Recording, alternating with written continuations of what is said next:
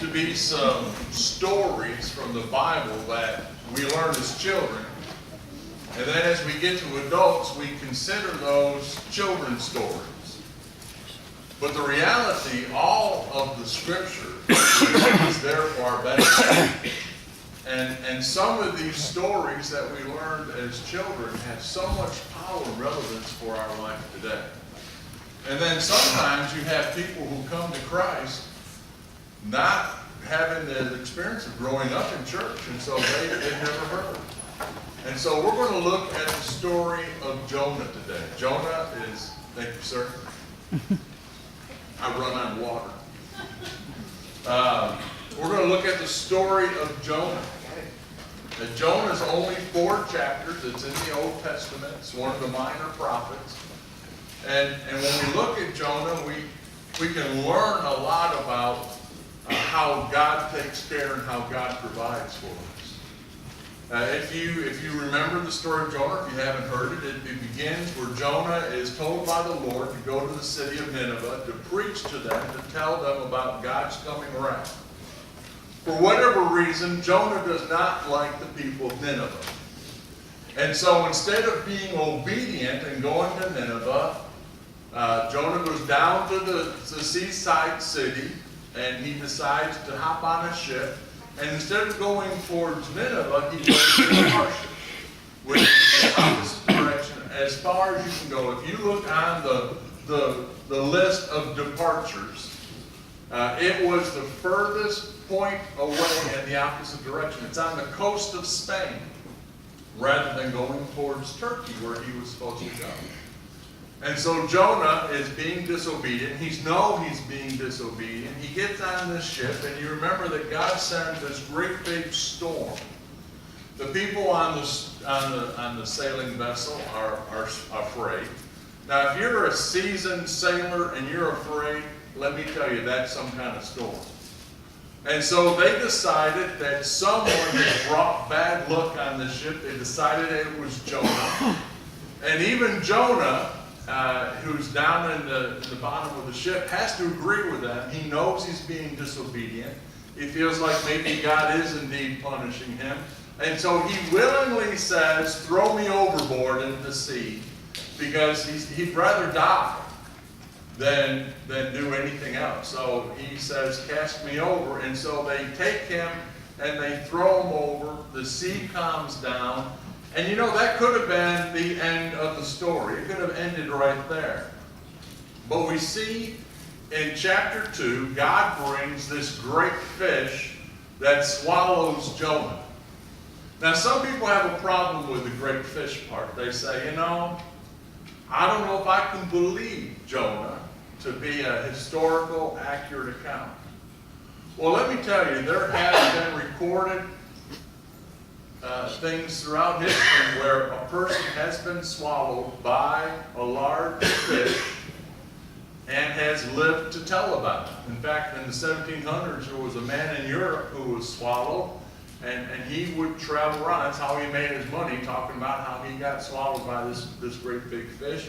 He even had the fish that he traveled with, which was 3,000 pounds. And I don't know how you travel with a 3,000-pound fish, but that's what he did. And so there are accounts. I was Googling this, and there was a picture of a guy swallowed by a shark, and his arm was sticking out of the shark, and he had a knife. Well, how he killed the shark, and it's like he's got a Halloween costume on. He's wearing a shark.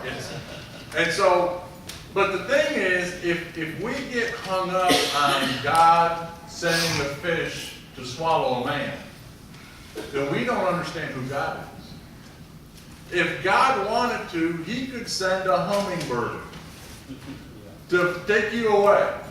I mean, God can do whatever he wants to do. I guess my microphone's somewhere else, isn't it? Where is it? It's in your shirt.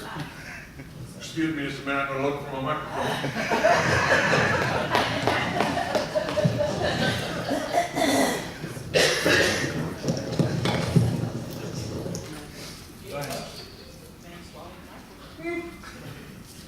All right, how's that? There we go. There you go. I was wondering what was going on. Sounded like I was in a paper bag.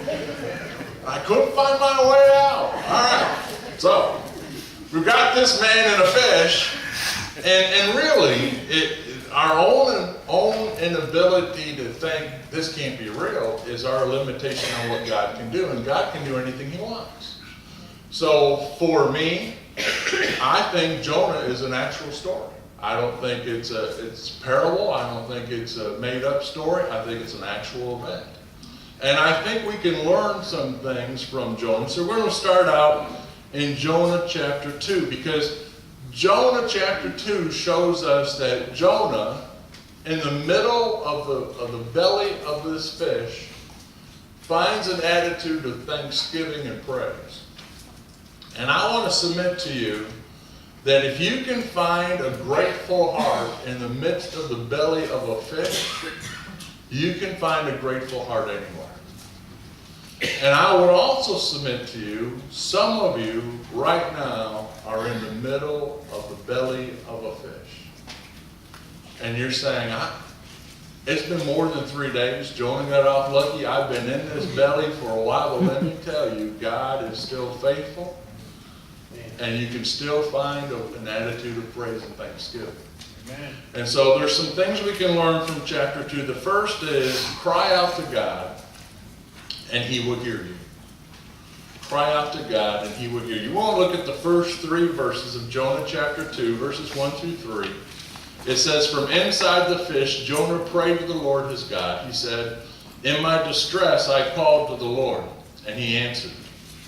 From deep in the realm of the dead I called for help, and you listened to my cry. You hurled me into the depths, into the very heart of the seas, and the currents swirled about me, and all your waves and breakers swept over me. Jonah is praying inside this fish. Now you might think there's a whole lot of things going on in your head. He was prepared in his mind to die. Cast me into the sea, let me die. And then he gets picked up by this fish, and now he's in the fish, and you figure that's going to take a little while to process. You know, how'd I get here, what's going on, what's going to happen. And his heart turns to prayer. He realizes that he needs to talk to the Lord, and so he's praying inside the belly of this fish. You know, there is no way we can overestimate the power of prayer. And I know a lot of times as Christians, we use prayer as a last resort. I've done everything else, I guess I'm going to have to pray now. Jonah hasn't done anything else. The first thing he does is pray about it. And that should be our thing as well. There's a story of a teacher in Vacation Bible School. Her name's Susan Kidd. And she was teaching the story of Jonah to her six-year-old. And so she was asking the 6-year-olds, what would you do if you were in the belly of the fish? And so one boy said, I'd light a fire and the smoke would make the fish spew me out. And I think he got that from Pinocchio, because that's what Pinocchio tried to do. Another one said, I'd stomp on his tongue until he spit me out. And she said the stories just got louder and louder until one little girl said, I'd call my daddy for help and wait till he got me out. Now, I don't know how you get phone service inside the fish. Jonah didn't have a cell phone in his pocket. And so I'm not quite sure what she was thinking. But, the reality is, Jonah couldn't do anything until his daddy got him out. And Jonah knew that. Jonah knew there was nothing he could do to get outside of that situation he's in. And the same thing's true for you and I. There's some situations we find ourselves in. Sometimes it's our fault, sometimes it's not. But there's some things that we just cannot get ourselves out of. We've got to wait for God to rescue us. The second thing we learn from Jonah chapter 2 is that we look up to God in hope. We look to God in hope. We have a hopeful attitude. It's kind of like either the cup's half full or half empty. And some of that's our own personality. Some of that's the way we've been raised. Some of that's just how we've experienced life. But if we want to have hope in life, we need to see things as half full rather than half empty. Because there's always hope. And Jonah knew there was hope in the Lord. Look at what he says in chapter 2 and verse 4. He says, I said, I have been banished from your sight, yet I will look again toward your holy temple.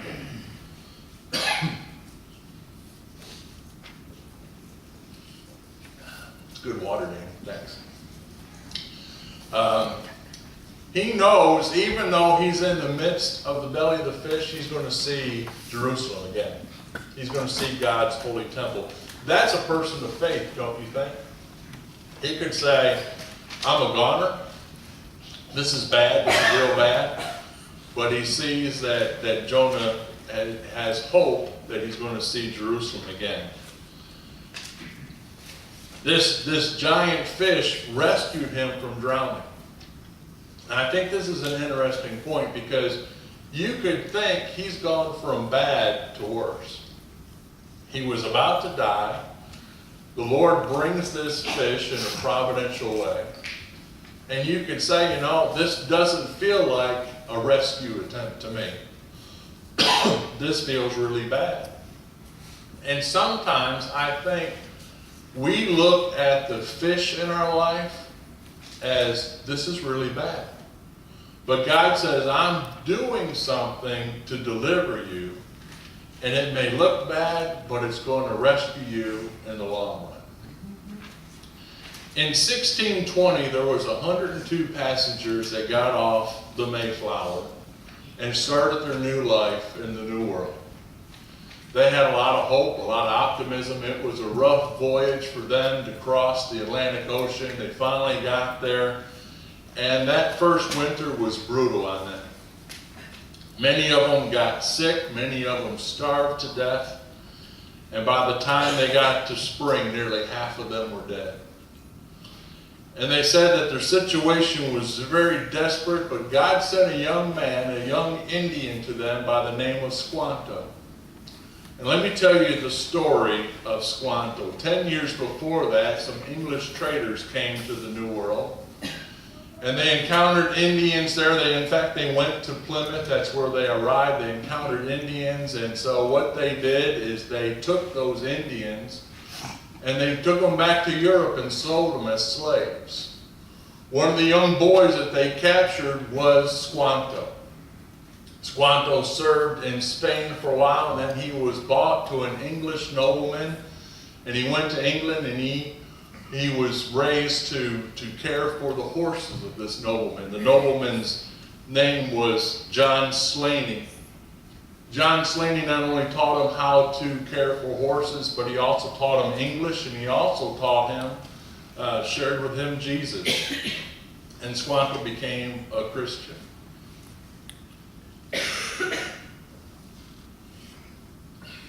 And so John Slaney and Squanto had a good relationship, and Mr. Slaney promised that he would send Squanto back to America on the first ship that was available. And so after about 10 years, Squanto went back to the New World.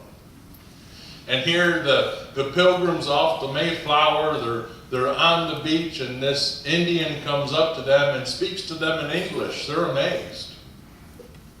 They don't know what to arrive from all that, but Squanto helps them. He teaches them how to care for the food and grow crops and where to fish and do all these things. And if it wasn't for Squanto, those pilgrims all would have died. It's recorded by the governor about the words, what he said about Squanto. Governor William Bradford said, Squanto became a special instrument sent of God for our good. He showed us how to plant our corn, where to take fish, and how to procure other commodities. He was also our pilot to bring us to unknown places for our profit, and never left us till he died. Squanto rescued them. He delivered them. But Squanto had to end up to be a slave and be in Europe and all that. And he could have said very easily, God doesn't care about me. He could have been bitter. He could have seen these Englishmen arriving on the shore and thought, I'm going to get my revenge. But because God had changed his heart, He embraced them and he cared for them and he helped them to establish a new life. Squanto had to go through a fish to get to the new world, but he did that. The other thing we see in chapter 2 is that we speak out to God for his help. We speak out to God. You know, sometimes we don't want to bother God. We feel like God's busy doing all these great big things. He doesn't need to hear from us, but in fact, Scripture tells us that God desires to hear from his children. And so we need to share with him what's going on, what we're thinking, what our hopes and our fears and our dreams are. And so you can see this in Jonah in verses 5 and 6. He's talking with God. He says, the engulfing waters threatened me, the deep surrounded me, seaweed was wrapped around my head, to the roots, to the mountains I sank down, and the earth beneath barred me in forever. But you, Lord, my God, brought up my life from the pit. Here we see Jonah's reflecting about his life. And he said, you know, Lord, I've been in some other tight spaces before. I've been in the pit. It may not have been the same as the belly of a fish, but I've been in some tight places. And he starts to remember, he starts to think about the goodness of God. If we would do the same thing, we would find ourselves on the pathway to thanksgiving and praise and joy and hope. If we think about the goodness of God, we all have those testimonies of where we were in those pits, we were in those tight places. And if we choose to think about how God rescued us then, it gives us hope to know that God will rescue us again. We think about the goodness of God. In Psalm 77, 11 through 14, it says, I will remember the deeds of the Lord. Yes, I will remember your miracles of long ago. I will consider all your works and meditate on your mighty deeds. Your ways, God, are holy. What God is as great as our God? You are the God who performs miracles, and you display your power among the peoples. When we take time to think about the faithfulness of God, it gives us hope. It gives us encouragement. It helps us to think that God has a plan and he'll move our lives to a place of joy beyond our present circumstances. We see this throughout Scripture, do we not? I think about when Paul and Silas were in prison. They'd been arrested for preaching, they were beaten, and then they were taken into jail. Well, let's look at Acts chapter 16, verses 22 through 25. It says, a crowd joined in an attack against Paul and Silas, and the magistrates ordered them to be stripped and beaten with rods. That's a bad day, isn't it? After that, they had been severely flogged, and then they were thrown into prison, and the jailer was commanded to guard them carefully. When he received these orders, he put them in an inner cell and fastened their feet in the stocks.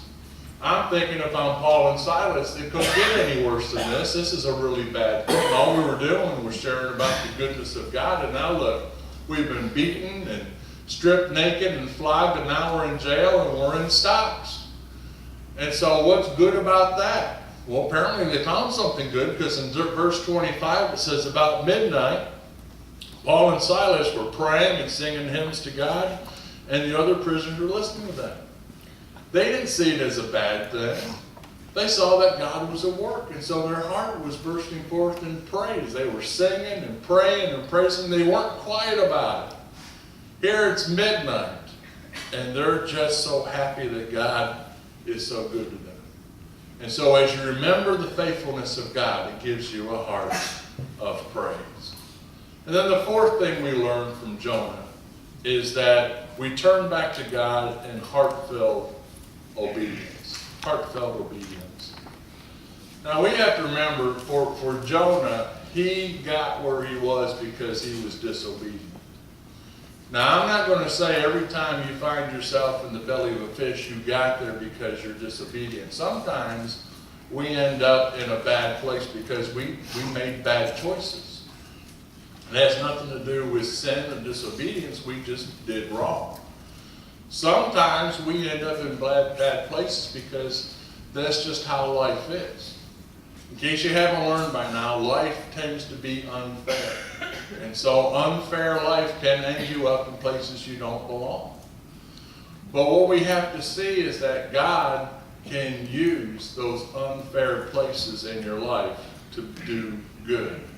So let's look at Jonah chapter 2, verses 7 through 9. He says, "When my life was ebbing away, I remembered you, Lord, and my prayer rose to you, to your holy temple. Those who cling to worthless idols turn away from God's love for them. But I, with shouts of grateful praise, will sacrifice to you. What I have vowed I will make good. I will say salvation comes from the Lord." You see how he knows that his hope, his salvation, everything is hinged on the Lord. Let me share with you how we got to have Thanksgiving as a national holiday. The grateful pilgrims, because of Squanto's kindness, they had a 3-day Thanksgiving feast. I'm kind of glad we don't do 3 days anymore. I don't know if that would be intense.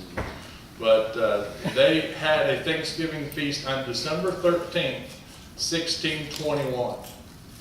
And in 1789, George Washington declared that it was a national day of Thanksgiving.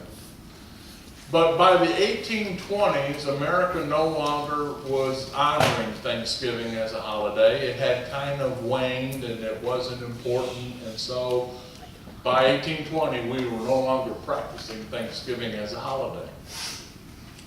But in a person named Sarah Hale, she was born in 1788, and she was born as the daughter of a disabled Revolutionary soldier. And she grew up in a poor family. She was a teacher, and in 1813 she married a person named David Hale. David died of pneumonia when Sarah was expecting her 5th child. So here she was, widowed, 5 kids. She might be the least likely candidate to want to have Thanksgiving, but she loved her Lord and she loved Thanksgiving, and she supported herself by making hats, and she would write poetry, and she wrote novels, and that's how she supported herself. And she felt Thanksgiving was of such importance that it should be a national holiday. And so she would write letters. She wrote letters to politicians, and she asked them to create Thanksgiving as a national holiday. She got no response from her politicians, so she decided she would write a letter to President Zachary Taylor, and she got word back. Zachary Taylor said, no, it's not worthy of a national holiday. Undaunted, she wrote President Fillmore, she wrote President Pierce, and she wrote President Buchanan. They all refused as well. And it was in 1863, you got to remember, we're in the midst of a civil war. Our country's in the worst shape it's been since it was formed. Families were struggling. It was a really bleak time, and she wrote to President Abraham Lincoln. And President Abraham Lincoln in 1863 said we need to have Thanksgiving as a national holiday. For 38 years, Sarah Hale petitioned and wrote letters and encouraged our nation's leaders to make Thanksgiving a national holiday. And finally, she persevered. That's that kind of commitment and perseverance that we need as Christians. And so I don't know if you're in a fish today. I'm sure you've been at a fish at one time or another in your life, but let me tell you, I don't know how you got there. I don't know how long you've been there. But let me tell you, God is still in the business of rescuing us from the belly of a fish. There is no place you can get that God cannot rescue you from. And so it may be dark, it may be bleak, you may be discouraged, you may be at the last little bit that you've got to hang on, but God can rescue you. He can be your salvation no matter where you find yourself. Let me tell you the rest of the story about why I think Abraham Lincoln said yes to Sarah Hale. Abraham Lincoln, it was in 1863 that in July of that year that we had the Battle of Gettysburg. Gettysburg was one of the most brutal wars of the Civil War. Between 8,000 and 12,000 soldiers died in that war. There was 30,000 who were wounded, 10,000 who were missing in action. It was a terrible war. And it was in that November that Lincoln went there and visited the graves, and he gave the Gettysburg Address. And Lincoln wrote a letter to his friend, and he said, when he left Springfield to go to Washington to be the president, he said, I asked people to pray for me. I was not a Christian. When I buried my son, the severest trial of my life, I was not a Christian. But when I went to Gettysburg and saw the graves of thousands of our soldiers, I then and there consecrated myself to Christ. That was a defining moment in the spiritual life of Abraham Lincoln. And I believe that even though our war was in crisis, it was a difficult presidency for him, because he was saved in November of 1863. I think God's put in him a joyful heart. And the letter that Sarah Hale wrote to him petitioning for our nation to observe Thanksgiving stuck that chord in Abraham Lincoln, saying, you know, there is a place of thanksgiving for us. Even when our country was in the belly of a fish, the worst it could ever be, we can still find places to be thankful and still look to God as our salvation and still see hope in Jesus Christ. Let's look at the last verse we're going to look at today. Jonah chapter 2, verse 10, and it says, and the Lord commanded the fish, and it vomited Jonah onto dry land. You know, we don't think about the word vomited in Scripture. It's in the Bible a couple times, actually. The one thing we think about when we see the word vomit, we think that's always a bad thing. But in this case, it's a good thing. It was the way that Jonah could get out of it.